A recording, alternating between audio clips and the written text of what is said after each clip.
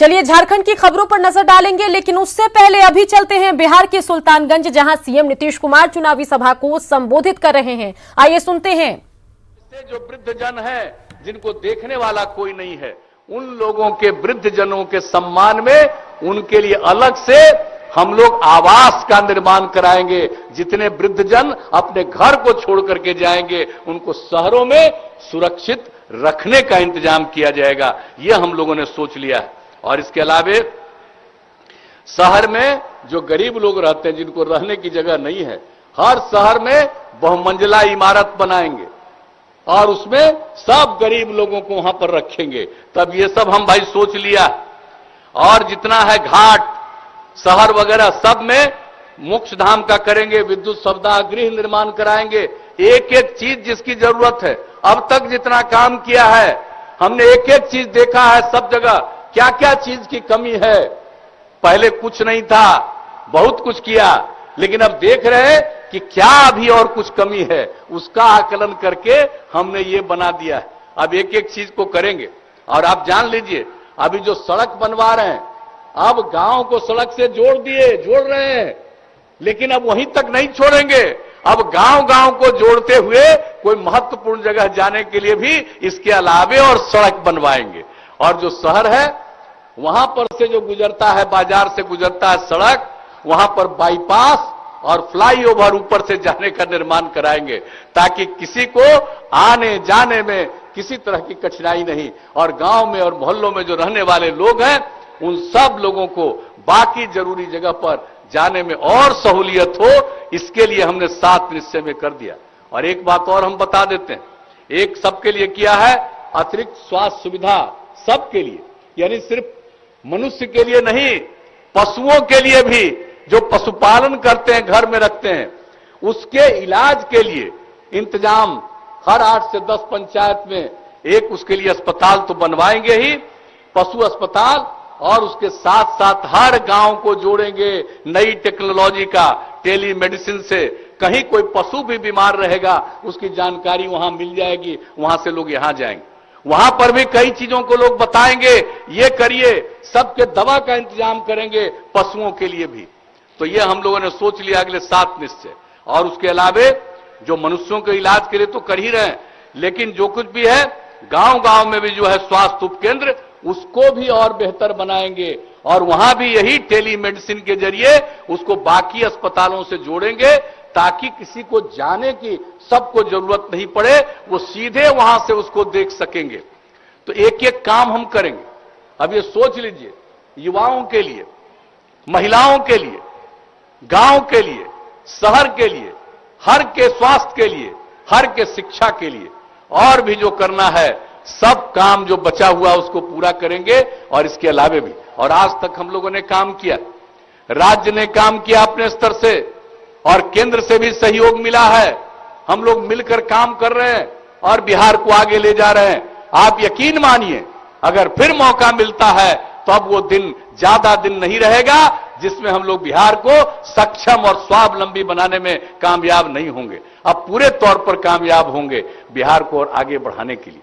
तो यही हम लोगों का उद्देश्य है। और सेवा ही के चलते आप लोगों के बीच में आए, और हम यही अपील करने आए। अब तक काम किया उसको देख लीजिए, आगे जो काम करने का इरादा है वो आपको बता दिया, और बिहार को आगे बढ़ाएंगे।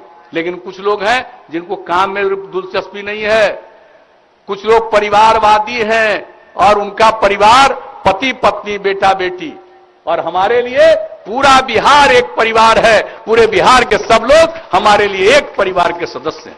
तो हम लोग पूरे बिहार के लिए काम करते हैं, और लोग अपने परिवार के लिए काम करेंगे। हम सबके उत्थान के लिए काम करेंगे, वो अपने परिवार के उत्थान के लिए काम करेंगे। और जिन लोगों को कोई ज्ञान नहीं है, जानकारी नहीं है, वही लोग कुछ से कुछ बोलते हैं। तो आजकल तो चल रहा है ना, सबके एडवाइजर तरह तरह के हैं, क्या क्या ट्वीट करता है, क्या क्या अनाप शनाप लिखता है। अभी हम बोल रहे हैं, इसी में से 2 लाइन अलग से निकाल लेगा और उसी पर कुछ कुछ करेगा। तो आप जान लीजिए, ऐसे लोग होते हैं, वो विकास नहीं करते हैं, उस सब का सत्यानाश करने वाले। इसलिए आइए हम सब एकजुट हों, पूरा बिहार एक परिवार, और सब मिलकर के पूरे बिहार को सक्षम बिहार बनाएंगे, स्वावलंबी बिहार बनाएंगे। और उसके लिए फिर आप मौका दीजिए। और हम लोगों के उम्मीदवार हैं भाई ललित मंडल जी, इनको फिर से भारी मतों से विजयी बनाइए। और सुबोध राय जी को तो मैं विशेष तौर पर धन्यवाद देता हूं।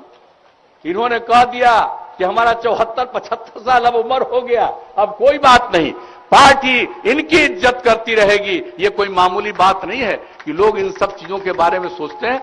और इनके स्थान पर भाई हम लोगों ने जो ललित मंडल जी को उम्मीदवार बनाया, शुरू से काम किया इन्होंने।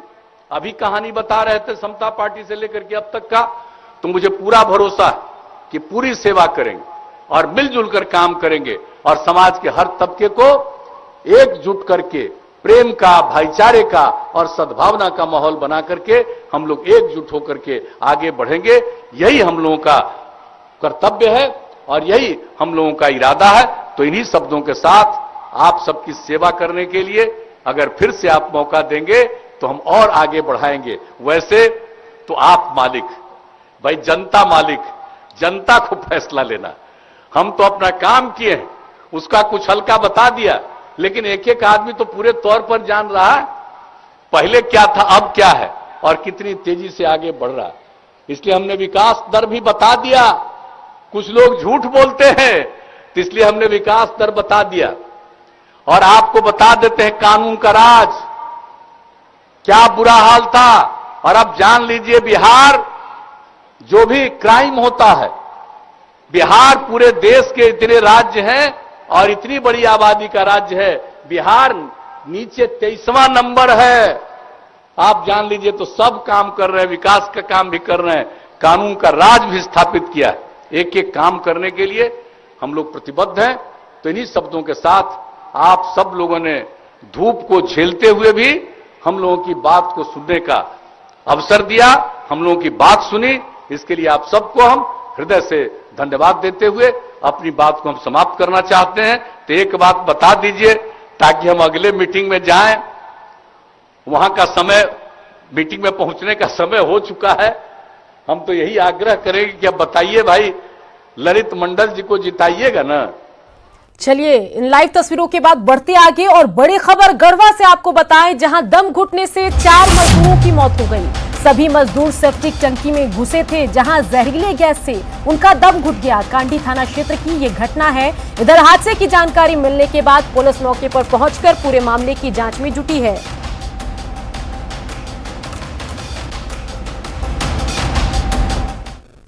बड़ी खबर रांची से, जहां रिम्स रांची परिषद की बैठक कक्ष से बाहर कॉरिडोर में प्रदर्शन के कारण बीजेपी प्रवक्ता प्रतुल शाहदेव को पुलिसकर्मियों ने बाहर जाने का निर्देश दिया, जिस पर प्रतुल बुरी तरह से भड़क गए। हालांकि इस दौरान एक एसआई ने उनकी पीठ पर हाथ रखकर जाने का निर्देश दिया, जिसके बाद करीब 15 मिनट तक दोनों के बीच बहस चलती रही। प्रतुल ने कहा कि अगर 24 नंबर एजेंडा पास कराकर स्वास्थ्य मंत्री अपने लिए कार खरीदते हैं तो ये कोर्ट का दरवाजा खटखटाएंगे। वहीं जाते जाते उन्होंने अपने साथ लाई टॉय कार को स्वास्थ्य मंत्री बन्ना गुप्ता की कार पर रख दिया। प्रतुल सहदेव से बात की हमारे सहयोगी संजय कुमार सिन्हा ने।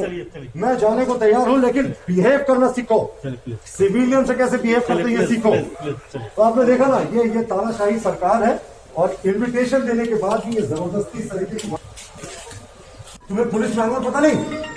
खबरदार, ऊपर से आदेश जो आया हो, तुम हाथ किसी को टच नहीं कर सकते हो। अपने मर्यादा में रहो, हाथ नहीं लगाओ। नहीं, ये हाथ कैसे लगा सकता है? माफी मांगना होगा तुम्हें। रिम्स शासी परिषद की बैठक में विरोध के बाद बीजेपी प्रवक्ता प्रतुल शाहदेव को बैठक से बाहर निकाल दिया गया। हालांकि वो बैठक में शामिल नहीं थे, बैठक कक्ष के बाहर ही थे। हम सीधे प्रतुल जी से बात करेंगे। प्रतुल जी, आखिर हुआ क्या? देखिए, आप सरकार के तानाशाही रवैये को देख सकते हैं साहब। ये इन्विटेशन मेरा नहीं है, ये रिम्स प्रबंधन ने मुझे इन्विटेशन भेजा कि भाई आप 14 तारीख को गवर्निंग बैठक में रिम्स के बैठक में शामिल हो विश्वविद्यालय के प्रतिनिधि के तौर पर। और मैंने जब 24 नंबर एजेंडे का 2 दिनों से विरोध लगातार शुरू किया कि किसी भी सूरत में मंत्री जी को गाड़ी खरीदने की अनुमति हम नहीं देंगे, तो मंत्री जी इतना रिएक्ट कर गए कि उन्होंने आज मुझे बैठक में शामिल नहीं हुआ और अब वो जबरदस्ती फोर्स का प्रयोग करके मुझे हटा रहे हैं। लेकिन मैं इस पूरे घटना की जानकारी महामहिम राज्यपाल को दूंगा। और मैं तो मंत्री जी से आग्रह करने आया था कि मंत्री जी फिलहाल इसी गाड़ी से काम चला लीजिए ना, मरीजों के इलाज के लिए उस गाड़ी को आप रहने दें, उसके पैसे को डाइवर्ट ना करें। तो इस पूरे घटना की जानकारी मैं महामहिम राज्यपाल महोदया को दूंगा। और अगर 24 नंबर एजेंडा पास होता है, मंत्री जी फंड डाइवर्ट करके गाड़ी खरीदते हैं, तो इसके खिलाफ मैं कोर्ट जाऊंगा। रिम्स के पैसे का डाइवर्जन हम बिल्कुल अलाउ नहीं करेंगे। मतलब साफ है कि 24 नंबर का एजेंडा अगर पास होता है तो प्रतुल साधव खुलकर उसका विरोध करेंगे और कोर्ट भी जाएंगे। कैमरामैन केडी के साथ संजय कुमार सिन्हा, न्यूज 18 रांची। चलिए खबरों में बढ़ते आगे, रुख करते हैं अगली खबर का, जहां रांची में रिम्स शासी परिषद की बैठक तो चल रही थी। स्वास्थ्य मंत्री की अध्यक्षता में आयोजित इस बैठक में कई प्रस्तावों पर मुहर लगने की संभावना है। बैठक में रांची सांसद संजय सेठ और कांके विधायक समरी लाल भी मौजूद हैं। समरी लाल के माता पिता कई सालों तक रिम्स में सफाई कर्मी रहे थे, यानी जिनके माता पिता रिम्स में झाड़ू पोछा लगाते थे, आज उनका बेटा रिम्स की बेहतरी के लिए फैसला लेने वालों में शामिल है।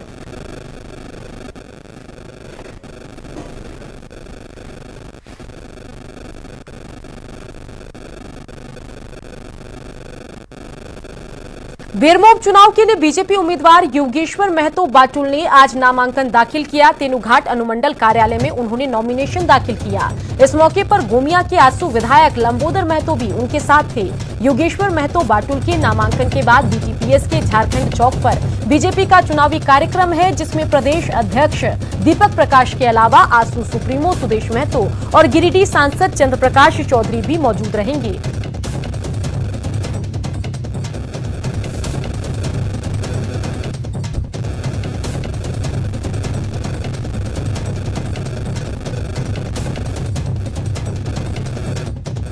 वहीं कांग्रेस प्रत्याशी जयमंगल सिंह उर्फ अनूप सिंह भी आज नामांकन दाखिल करेंगे। इसे लेकर मुख्यमंत्री हेमंत सोरेन भी बोकारो जाएंगे।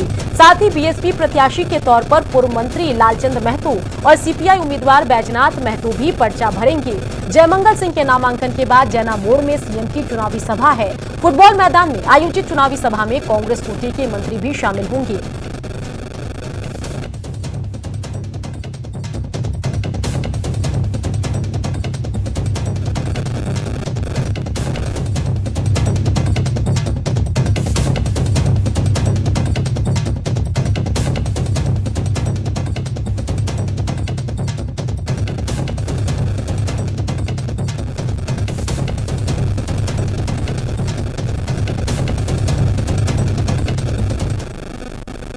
खबरें अभी और भी है, बने रहिए, जल्द लौटेंगे।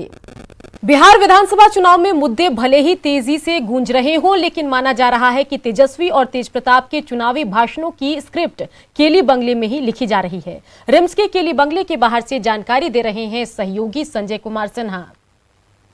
बिहार विधानसभा चुनाव में महागठबंधन की ओर से इन दिनों रोजगार का मुद्दा तेजी से उठाया जा रहा है। खासकर महागठबंधन के नेता तेजस्वी यादव अपने चुनावी भाषणों में रोजगार, बाढ़ और सुखाड़ का मुद्दा जोर शोर से उठा रहे हैं। माना जा रहा है कि रिम्स के केली बंगले में मौजूद लालू प्रसाद ने ही तेजस्वी यादव को खुद को एक बिहार में युवा नेता के तौर पर स्थापित करने और रोजगार का मुद्दा जोर शोर से उठाने की नसीहत दी है।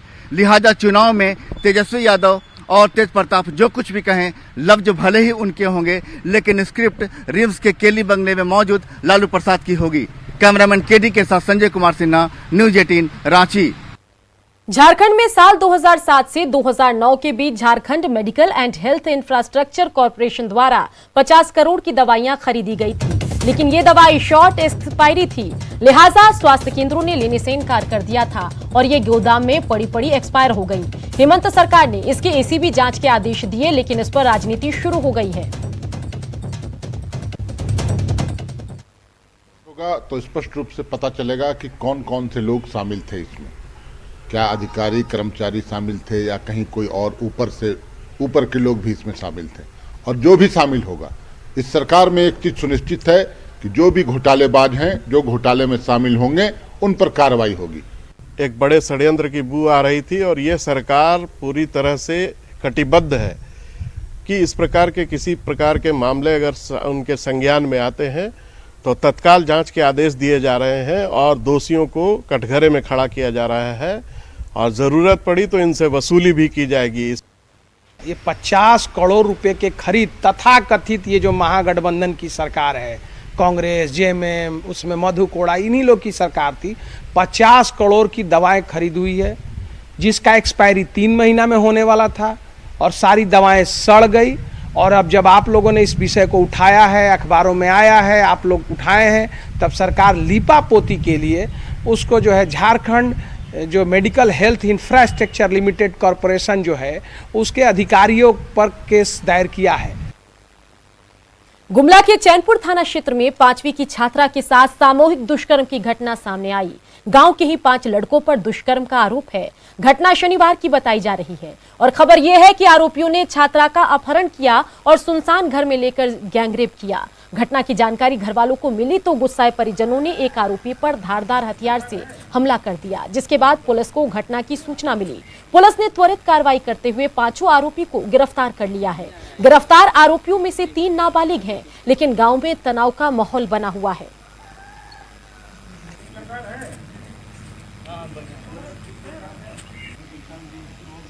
वहाँ पे एक नाबालिग लड़की के साथ गांव के ही 5 लड़के उसके साथ दुष्कर्म करते हैं। उसके बाद वो लड़की घर चली जाती है। सुबह में माँ बाप को जानकारी देती है, लेकिन माँ बाप के द्वारा किसी को बताया नहीं जाता है। फिर अगले दिन सोमवार को उसके माता पिता के द्वारा वो गांव में चर्चा किया जाता है इस पर। उसके बाद जो घटना में शामिल जो अपराधी लोग हैं उनमें तनाव हो जाता है। फिर इनके घर पे भी आते हैं, विवाद बढ़ाते हैं। फिर संध्या में यहाँ तक भी पुलिस को जानकारी नहीं है। संध्या के समय में करीब 8 साढ़े 8 बजे ये दोनों घटना को लेकर के आक्रोश में पीड़ित पक्ष के एक चाचा हैं, वो लड़की का चाचा, उनके द्वारा वो जो अभियुक्त हैं उनके ऊपर हमला कर दिया जाता है। तो 8 साढ़े 8 बजे के आसपास वो घटना होती है। उसके बाद हम लोग को 9:30 बजे के बाद घटना की जानकारी मिली। और इसी के साथ बुलेटिन में इतना ही, लेकिन आप बने रहिए न्यूज़ 18 बिहार झारखंड के साथ।